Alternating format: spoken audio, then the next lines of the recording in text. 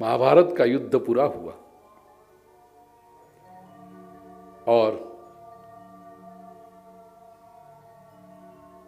अश्वत्थामा ने दुर्योधन को वचन दिया था कि राजा तेरी इच्छा है कि ये पृथ्वी निष्पांडव हो, ये पृथ्वी पर एक भी पांडव न बचे। दुर्योधन स्वयं तो वो अपनी इच्छा पूरी ना कर पाया, अश्वत्थामा ने वचन दिया था तेरी इच्छा मैं पूरी करूंगा। रात्रि के अंधकार में पांडवों की छावनी में जाकर के अश्वत्थामा ने 5 पुरुषों को सोते हुए देखा। सोचा उसने कि ये 5 पांडव ही हैं, मार डाला, मस्तक शरीर से अलग कर दिए और अश्वत्थामा भाग गया। प्रातः काल में पता चला 5 पांडव समझकर अश्वत्थामा ने जिन्हें मारा था वो 5 पांडव नहीं थे, द्रौपदी के 5 पुत्र थे। इतनी वेदना, इतना कष्ट, इतना दुख। भगवान श्री कृष्ण ने यह दृश्य देखा, अर्जुन को इशारा किया चल। पीछा पकड़ा, अश्वत्थामा को पकड़ा, हराया, उसे हराकर रस्सी से बांध कर ले आए, द्रौपदी के सन्मुख उसे खड़ा किया, कहा यह है तेरे 5 पुत्रों का हत्यारा, तू जो कहेगी वो सजा इसे करेंगे। द्रौपदी क्या सजा करेगी? महाभारत में द्रौपदी द्वेष वाली दिखाई पड़ती है, बदले की भावना वाली दिखाई पड़ती है।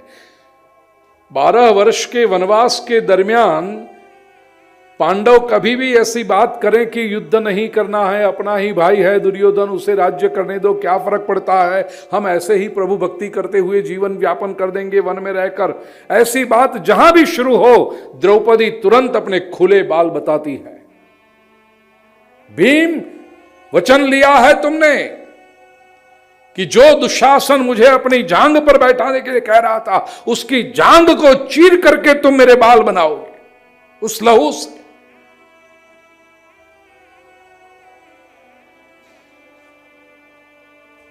इंस्टिगेट करती है, उत्तेजित करती है, मत भूलना युद्ध करना है।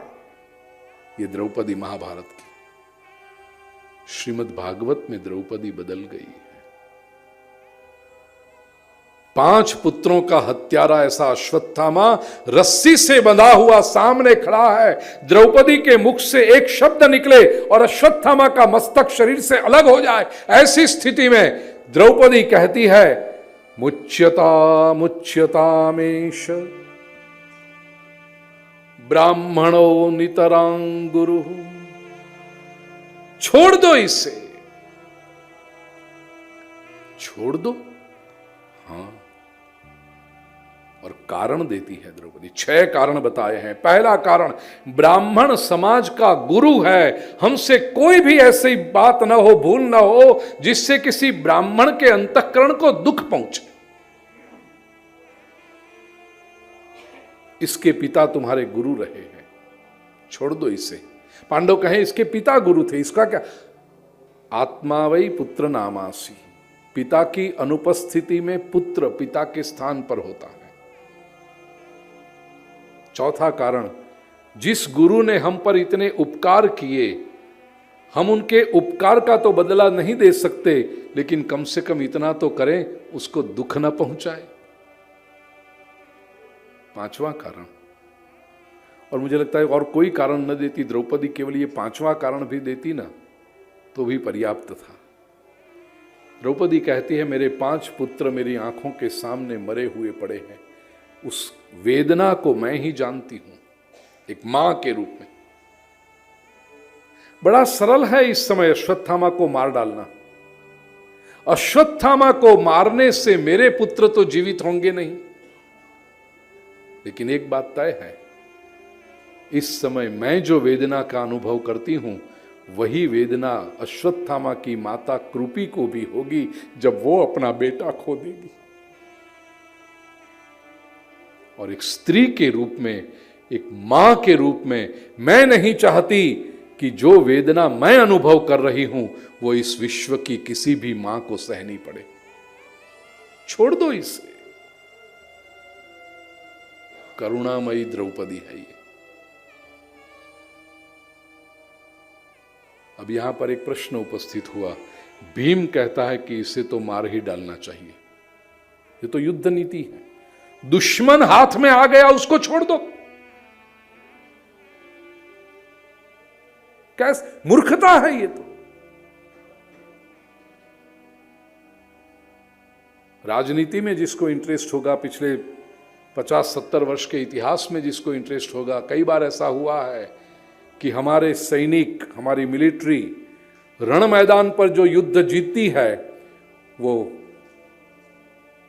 पॉलिटिकल टेबल के ऊपर हार दिए जाते हैं। शिमला करार और ये सेना ने युद्ध जीता, 90,000 लोग शरण में आ गए दुश्मन राष्ट्र के, और शिमला करार जब करने बैठे अकल नहीं थी, स्थिति वही की वही रह गई। सामने वाला बुद्धि से सोच कर आया था। इन्होंने सोचा था 90,000 हमारे पास हैं, वो लौटा देंगे तो जो मार करना है कर लेंगे, कश्मीर ले लेंगे, सब कर लेंगे। सामने वाला व्यक्ति और निर्लज्ज निकला। यहां से जब कहा गया, किसने कहा सब जानते हो, मैं यहां से नाम लेना नहीं चाहता, कि तुम्हारे 90,000 लोग हमारे पास हैं, कश्मीर हमें दे दो तभी लौटाएंगे। उसने कहा नहीं चाहिए, 90,000 रखो तुम। अब ये जब आए तो क्या कहना, उसकी कोई तैयारी नहीं थी, कोई पॉलिटिकल सॉल्यूशन नहीं था।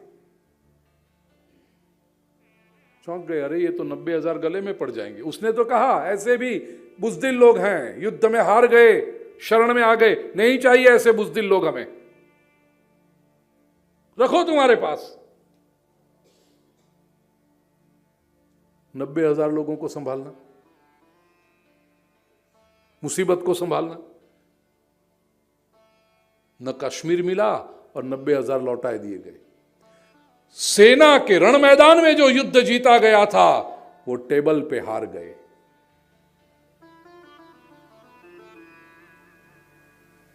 ये फॉरेन पॉलिसी होती है।